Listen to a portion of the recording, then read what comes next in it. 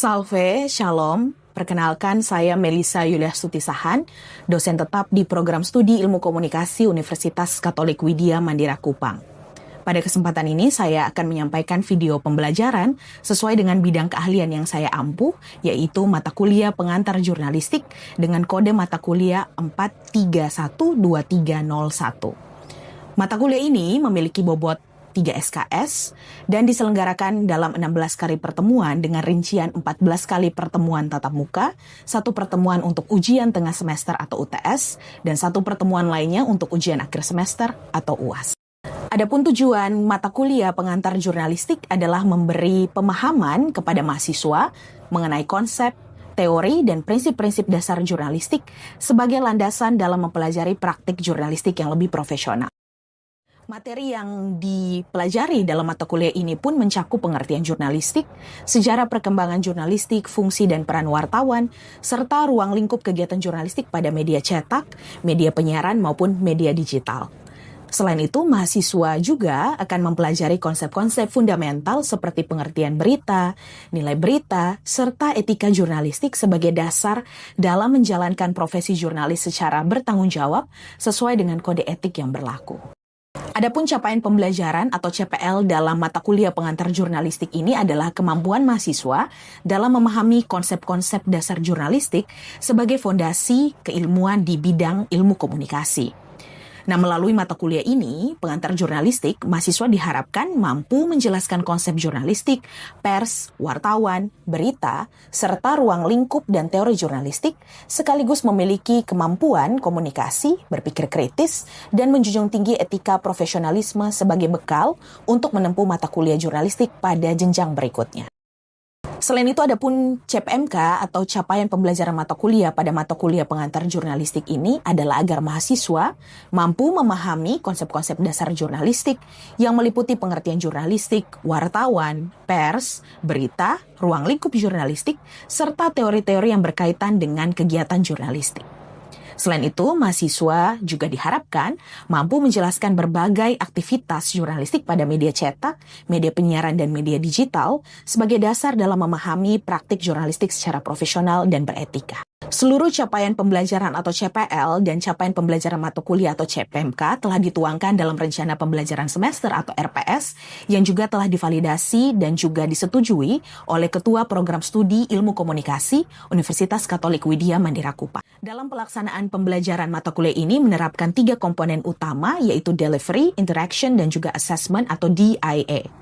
Untuk komponen delivery, proses pembelajaran diawali dengan penyampaian rencana pembelajaran semester atau RPS pada pertemuan pertama melalui kegiatan kontrak perkuliahan. Mahasiswa juga dapat mengunduh RPS pada Siakat Universitas.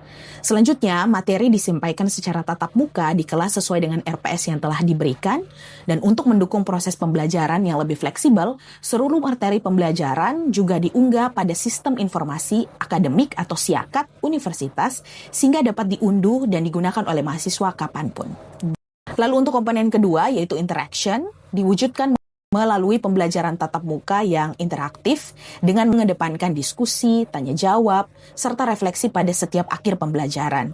Nah, melalui proses ini, mahasiswa diharapkan dan didorong untuk berpartisipasi aktif, menyampaikan pendapat, serta mengembangkan kemampuan berpikir kritis terhadap materi pembelajaran yang telah diberikan. Sementara itu, pada proses yang terakhir, yaitu komponen assessment, dilakukan melalui 2 bentuk penilaian, yaitu penilaian formatif dan penilaian sumatif. Penilaian formatif digunakan untuk menilai dan memantau perkembangan belajar dari mahasiswa melalui kuis, penugasan, dan juga presentasi baik bersifat individu maupun kelompok. Nah, kalau penilaian sumatif dilakukan untuk mengukur ketercapaian pembelajaran pada akhir periode perkuliahan melalui ujian tengah semester yaitu UTS dan juga ujian akhir semester ataupun UAS. Sementara untuk model pembelajaran yang diterapkan pada mata kuliah pengantar jurnalistik ini yaitu SCL atau Student Centered Learning. Nah, melalui model pembelajaran ini, mahasiswa didorong untuk berpartisipasi secara aktif dalam proses pembelajaran. Tidak hanya sebagai penerima informasi, tetapi juga sebagai subjek pembelajaran yang mampu mengemukakan pendapat, berdiskusi, dan merefleksikan materi yang telah diberikan. Nah, model implementasi ini dilakukan secara kombinasi melalui metode ceramah interaktif, diskusi tanya-jawab, presentasi, serta penugasan. Sementara dalam proses pembelajaran, saya sebagai dosen pengampu mata kuliah menggunakan berbagai sumber belajar yang relevan dan mutakhir. Referensi utama tentu berasal dari buku-buku rujukan di bidang jurnalistik, sementara untuk rujukan lainnya diperkaya dengan artikel-artikel ilmiah dari jurnal internasional maupun jurnal nasional yang bereputasi. Nah, penggunaan berbagai referensi tersebut ditujukan untuk memastikan bahwa materi yang disampaikan memiliki landasan teoritis yang kuat, mengikuti perkembangan ilmu pengetahuan jurnalistik terkini. Dan untuk merangkum itu semua, berikut adalah video pembelajaran yang telah saya lakukan. Selamat pagi semuanya. Selamat pagi. Kalau sehat semuanya ya. Puji syukur kepada Allah. Baik, terima kasih karena teman-teman sekalian sudah datang untuk kita kembali bertemu di mata kuliah pengantar jurnalistik. Hari ini pertemuan ke-10 merupakan lanjutan dari materi pertemuan ke-9 di minggu yang lalu. Tapi sebelum kita mulai, saya silakan satu orang untuk pimpin kita dalam doa. Nice. Teman-teman yang lain kita begitu. Oke, terima kasih Hans, silakan duduk. Oke. Hari ini kita akan melanjutkan seperti yang saya bilang di awal, hari ini kita akan melanjutkan materi kita buku yang merupakan lanjutan dari materi pertemuan 9. Di pertemuan 9 kemarin kita sudah bahas banyak ya tentang berita, pengertiannya, baik pengertian dari textbook, pengertian juga dari para ahli, sampai juga dengan kita kasih kesimpulan tentang berita itu sebenarnya apa. Tapi seperti biasa di kelas saya sebelumnya, kita akan mulai dengan berita apa yang sudah Bapak Ibu baca. Ada yang baca berita selama satu minggu ini, silakan. Oke, April. Baik, jadi berita yang saya baca ini tentang korupsi si PMDATR dan 74 kilogram uang untuk penerimaan yang Indonesia. Kemarin saya lihat dari Instagram, terus saya cari beritanya di Kompas. Itu dia sudah ada surat dari Kejaksaan Agung untuk penahanan si PMD ini, dan yang di-highlight sama media-media itu adalah dia pun tidak menggunakan bukti ya, robek tahanan, dan dikawal gitu nih. Jadi banyak yang apalagi media juga ada yang berspekulasi kalau itu tidak sesuai dengan aturan gitu nih. Jadi dia juga mengatakan kalau Kejaksaan Agung itu belum memeriksa secara detail. Jadi ada opini yang mengatakan kalau ya ada gitu ya dalam proses penangkapan tersebut. Oke. Satu lagi nih, Charlie. Terima kasih kesempatan yang diberikan. Jadi berita yang dibaca dari media Kompas. Di berita ini masih berkaitan dengan dunia jurnalistik. Seperti materi pada hari ini, pembelajaran pada hari ini, yakni radio merah putih untuk promosi Kopdes resmi diluncurkan. Jadi peluncurannya sudah terjadi pada tanggal 22 Juni dan baru diberikan kepada masyarakat pada hari ini tanggal 5 Juli. Dan tujuan dari pembuatan radio ini ya langsung mengakses informasi mengenai hasil sembako, seperti yang dikatakan oleh pemerintah bahwa sembako yang dijual di Kopdes cenderung lebih murah ketimbang harga pasar pada umumnya. Dan di sini juga tujuannya adalah untuk berinteraksi ke masyarakat. Selain itu kegiatan mengupdate informasi sembako, kegiatan non sembako seperti konsultasi kesehatan dan lain sebagainya.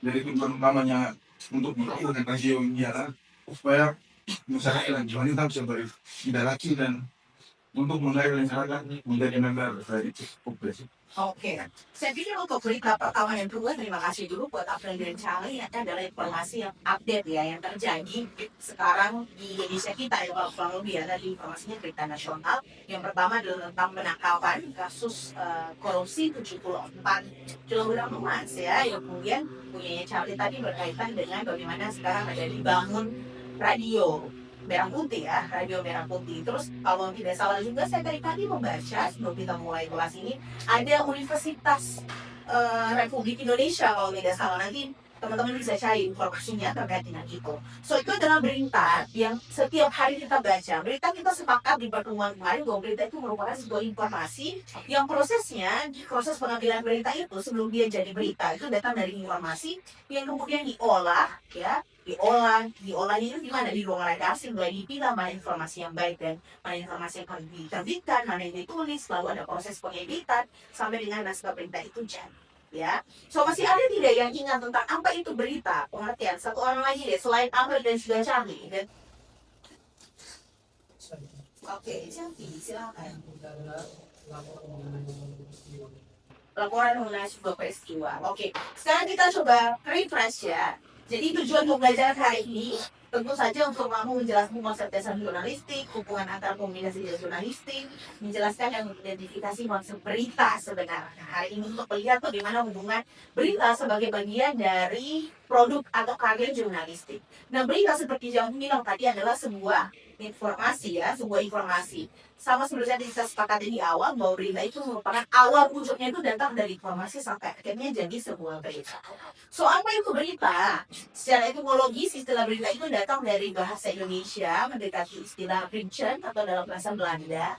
Dan di mana kalau dalam bahasa Belanda, istilah ini dijelaskan sebagai pengumuman, memberitahukan, membuat sesuatu menjadi terkenal. Makanya kalau dikaitkan dengan informasi yang tadi disampaikan oleh Angel dan juga Charlie, dia itu harus sesuatu yang memberitahukan ada apa sebenarnya, ada masalah apa, sampai sesuatu informasi ini layak untuk diberitakan orang sampai untuk bisa konsumsi.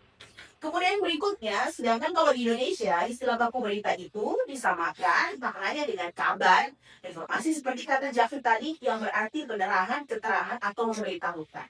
So, dari konsep atau istilah ini, kita bisa lihat bahwa rujukan utama dari berita selain sebagai informasi, dia juga tujuannya adalah untuk memberitahukan, untuk memberikan pemahaman sama kita. Oke.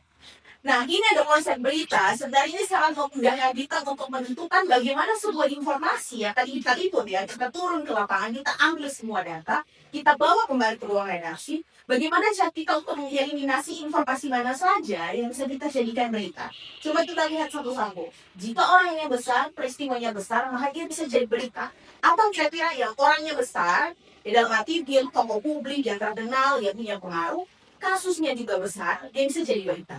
Misalnya kepala kejaksaan Republik Indonesia itu kan kasusnya besar ya, orang yang besar, karena dia punya pengaruh. Kasusnya adalah kasus korupsi, which is itu adalah juga kasus besar, dia jadi berita.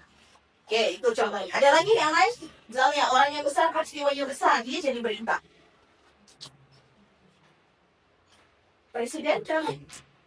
Presiden tokoh besar, oke, peristiwanya apa yang besar kalau enggak?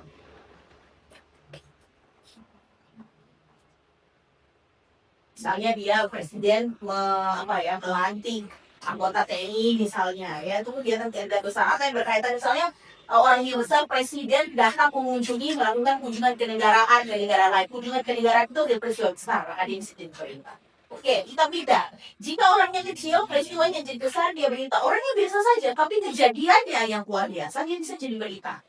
Misalnya saya orang biasa, tapi saya mampu untuk adalah satu lahan yang kosong ke sekitar 1.000 hektar, saya tanam pohon di 1.000 hektar tersebut, itu kan kegiatan yang besar, dia bisa jadi berita.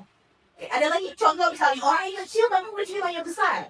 Misalnya katakan di sini Susan orang biasa saja, gitu, tapi Susan mampu untuk melakukan sumbangan, misalnya kita sumbangan 1 M gitu ke satu perusahaan, itu kan sesuatu yang besar, maka mudah bisa dikategorikan sebagai berita, ya.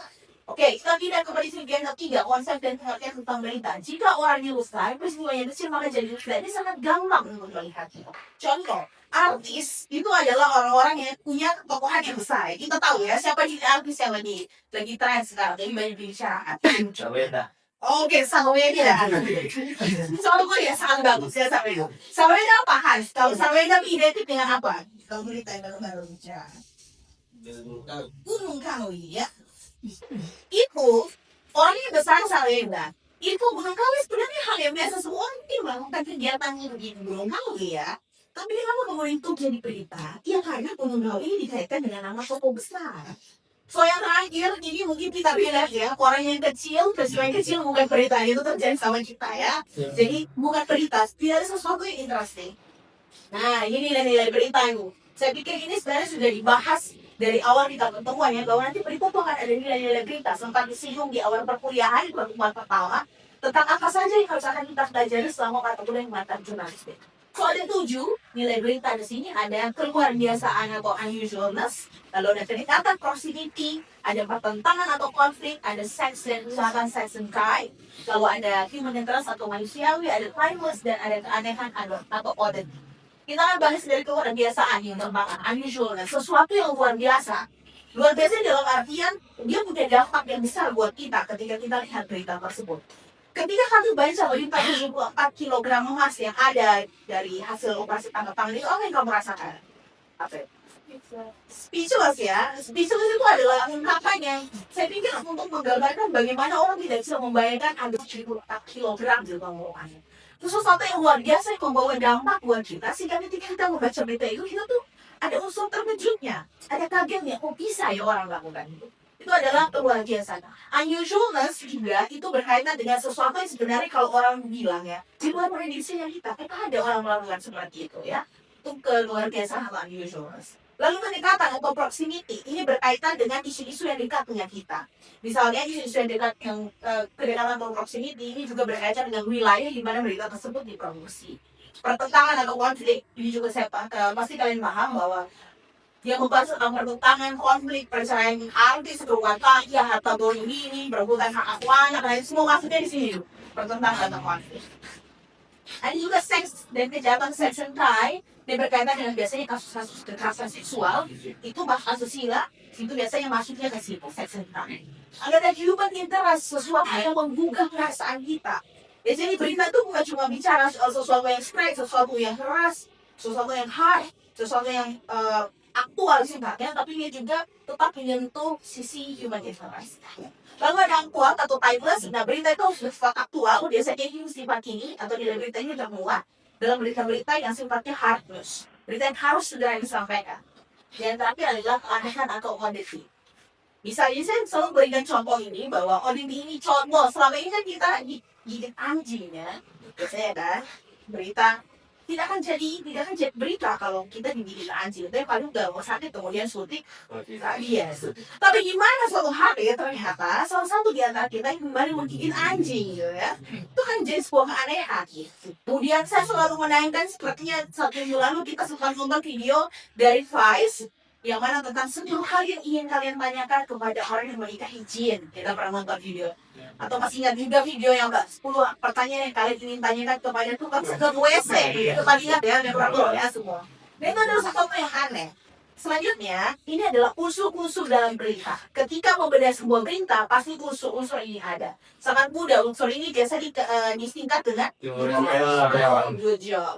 1H, dimulai dari who, what, where, when, why, sampai dengan how. Ya. Who itu membahas tentang siapa yang terlibat di dalam sini, aktornya, seberapa penting perannya. What itu membahas tentang apa sebenarnya yang terjadi. Berita itu bicara soal apa. Well, di mana kejadiannya, atau ciri, karakteristik suatu tempat kejadian merupakan hal penting juga untuk diberitakan. When, kapan waktunya, kemudian ada why, mengapa, latar belakang, ini juga unsur yang penting, sebab maupun akibat yang diketahui dari what. Jadi, why dulu ada, kemudian kita bisa tanya why, ya. Ada apa, bertanya kenapa, gitu ya. Setelah itu ada how, bagaimana berkaitan dengan proses kejadian yang diberitakan. Dan saya selalu menambahkan satu lagi dari unsur berita ini, so what? Setelah kita tahu semua ini, terus berita ini terus informasi ini mau dijadikan apa? Terus ini akan berdampak buat apa buat kita ya? Jadi ada tambahan yang terakhir adalah so what. Kalau menurut saya ya, tapi kalau selama ini kita bahas tentang textbook selalu berpatokan pada 5W1H. Nah, bagaimana kita bisa mendapat informasi? Bagaimana kita bisa dapat informasi kemudian dijadikan berita? Ada 3 kategori utama yang kemudian membuat sebuah informasi dikatakan sebagai sumber berita. Cara itu kita dapat berita tuh dapatnya dari mana sih gitu pertanyaan. Oke, yang pertama tentu dari peristiwa. Berikutnya ada kasus. Nah ini tadi contohnya Ampel nih, kasusnya bisa dikategorikan sebagai informasi dari berita. Kemudian ada fenomena, suatu kasus yang terjadi ternyata tidak terjadi hanya pada sebatas teritorial di daerah tertentu. Artinya ini global, semua orang merasakan ini. So sekali lagi saya katakan bahwa ada 3, secara umum ada 3 sumber informasi utama yang bisa kita ubah menjadi berita. Datang dari peristiwa, datang dari kasus, dan datang dari fenomena. Sampai sini ada yang mau ditanyakan? Pas? Oke, selanjutnya. Kayak tulisan berita secara ada yang pertama adalah akurasi. Dan yang berikutnya adalah balance ya, atau keseimbangan. Keseimbangan ini berapa? Biasanya kita kenal dengan cover both sides. Jadi setelah wawancara orang ini, kalian juga harus coba cari wawancara pihak yang satunya yang berkaitan dengan isu yang sama. Misalnya kalau dalam kejadian sex and crime, kita wawancara siapa saja ketika meliput kasus sex and crime. Korban biasanya kita biasanya diwakili, misalnya kalau korban kita dari paman korban atau ayah korban. Satu lagi yang kita harus tanya siapa? Kalau pelaku nggak bisa didapat dari siapa? Saksi. Kalau tidak ada siapa lagi yang rasa? Tentu pihak yang berwajib lah ya. Oke. Berikutnya, nah ini anatomi berita. Berita dibagi punya anatomi. Mulai dari ada judul, ada teras berita, atau yang disebut dengan lead, ya, berita macam-macam. Nanti kalau sampai dibantu oleh sarjana ngurus berita akan ada lead, macam-macam, ada lead, what, where, dan sebagainya. Ada tubuh berita membagi, dan yang terakhir adalah tubuh berita. Kita akan lihat satu-satu. Ya, adakah yang mau coba membaca buat kita dari judul sampai dengan selesai? Christian, silakan Christian. Ya, dan silakan sampai Napoli, Rabu, seorang nenek 74 tahun sedang di Italia yang membeli sekantong kentang di pasar lokal, sebuah kota kecil dekat Napoli, Italia, menemukan sebuah granat aktif di antara kentang itu. Saya menemukan sebuah bom di antara kentang itu. Napola dalam sebuah wawancara teleponan yang dilakukan oleh Reuters. Saya pergi ke pasar untuk membeli sejumlah kentang dan disitulah ada bom. Tapi bom ini kotor dan saya memasukkannya ke dalam air dan membersihkannya. Dan kemudian saya sadar ini sebuah bom. Polisi mengatakan granat tersebut yang sudah tak ada lagi dan masih aktif ketika itu merupakan granat yang ternyata sama dengan granat yang digunakan oleh tentara Amerika Serikat di Eropa pada Rabu yang lalu. Yang benar yakin granat tersebut bercampur dengan kentang di sebuah tambang pertanian di Prancis, di mana granat itu tergali dari tambang bersama kentang. Polisi dan ahli bahan peledak di kota kecil itu seperti sekitar Napoli mengambil granat tersebut dan meledaknya secara aman pada Rabu 28 Februari. Menurut Mauro, granat itu tertata seperti kentang dan lebih berat dari kentang. Tapi bagaimana jadinya kalau dia sempat memasak granat tersebut? Seandainya saya tak menggunakan perannya, saya bahkan tak akan sadar bahwa itu sebuah bom. Oke, thank you, Christian. Sebelum kita melihat pembedahan ini, kita coba kembali lagi dari awal tadi. Kalau ini berdasarkan berita yang kalian baca, kira-kira informasi ini didapat dari apa? Kenapa? Kalau kita kategorikan tinggal. Datangnya dari mana? Peristiwa. Coba peristiwaan. Karena dia keluar dari pasar ya kan. Awalnya dia belajar bukan tangan. Kemudian dia pikir hasil yang pulang sampai rumah saya asal loh. Untung dia pulang salah satu tentang yang ternyata adalah kan. Kalau kita bedah, nilai beritanya apa kira-kira? Satu nih, nilai berita dari beritanya. Apakah dia termasuk aktual? Tidak ada tentang aktual. Kalau saya memutuskan itu untuk bisa bilang langsung ke keanehan, bisa juga unusual. Jadi ada sesuatu yang luar biasa ya. Karena ada ternyata masih ada granat yang tertinggal bahkan bisa tercampur bersama dengan kentang yang orang beli secara bebas di pasar. Oke, kita balik lagi ke berita yang tadi dibaca sama Christine. Ini adalah cara kita untuk membedah anatomi berita. Kita harus melihat pertama bahwa berita itu pasti selalu punya judul, dan judulnya di sini adalah Nenek Italia dan Granat Saudara. Kapan berita ini diliput? Ada di hari Rabu.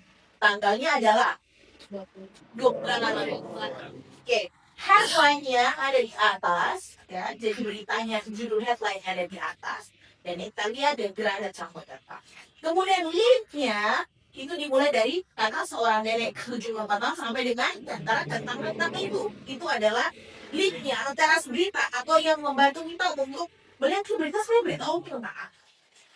body atau tubuh berita itu tujuannya adalah untuk informatif, penjelasan, additional information itu adanya di sini. Seluruh informasi tambahan mengenai kenapa sampai nanti bisa dapat grana itu adanya di body, di tubuh berita. Dan terakhir adalah closing atau penutup, itu statement untuk merangkum semua sebenarnya.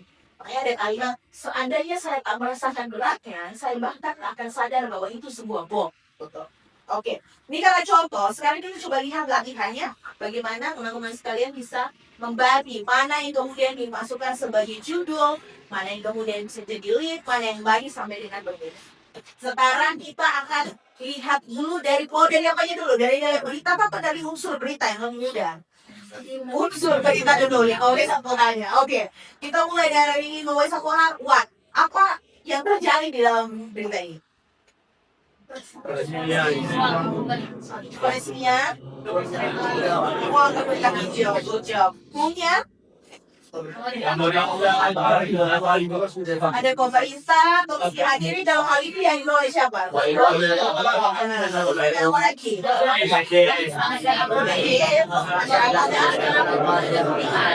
Oke, satu-satu. Sekarang kita pakai satu-satu. Setelah who sekarang when dulu, when? Siapa yang mau coba jawab? When? Bisa. Oke. Where? Audrey? Gimana? Bukan itu adanya yuk. Salah kota. Apalagi why? Kenapa ini perlu diresmikan? Atau kenapa sampai jadi ini ada? Karena merupakan bagian dari kita. Oke, how? Yang terakhir how? Hans, how-nya bagaimana?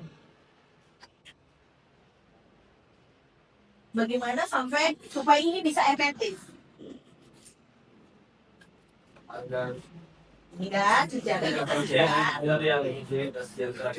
betul. Oke, itu tadi berkaitan dengan unsur-unsur dari satu khas. Sekarang kita lihat lagi mana yang lead, mana yang body, mana yang penutup. Mudah ya untuk bagian itu ya, karena sudah dibagi dengan paragraf ya, tentu paragraf yang atas, kemudian ada body sebagai penjelasan atau paragraf tambahan memberikan informasi yang terakhir adalah nilai beritanya sekarang.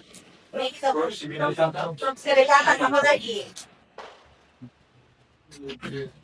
Saya juga tadi kerja apa ya? Dia ini berikan apa ya? Nilai beritanya apa? Selain kedekatan mana nih? Proximity apa lagi? Human interest ya, karena berkaitan dengan hubungan urusan manusiaan juga ada. Dia termasuk organ tidak, termasuk aneh tidak? Kenapa? Kenapa tidak suka aneh? Karena ruang terbuka hijau saja tidak bukan sesuatu yang aneh ya, karena diperlukan selain sebagai tempat komunal kita berkumpul, itu juga sebagai paru-paru dari lahan hijau ya, sebenarnya paru-paru bagi suatu tempat. Oke, sampai sini adakah yang ingin bertanya di latihan kita ini?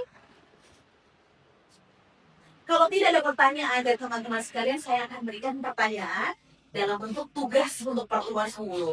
Seperti biasa tugas akan diberikan hari ini ya, kemudian akan dikumpulkan 1 hari sebelum pertemuan kita di minggu depan. Dikumpulkannya juga seperti biasa melalui akun siaran masing-masing, di situ juga sudah saya tambahkan batas pengumpulan di 2359. Kalau tidak ada pertanyaan, kita akan tutup pertemuan hari ini dengan absen sebelum doa penutup. Semua datang tidak hari ini ya. Saya akan coba absen ya. Apriliaku Hadir, Miss. Sekali lagi saya ucapkan terima kasih buat teman-teman sekalian yang sudah datang ke pertemuan kuliah hari ini. Tolong silakan pimpin kita dalam doa. Doa. Berdiri ya, Pak. Silakan berdiri.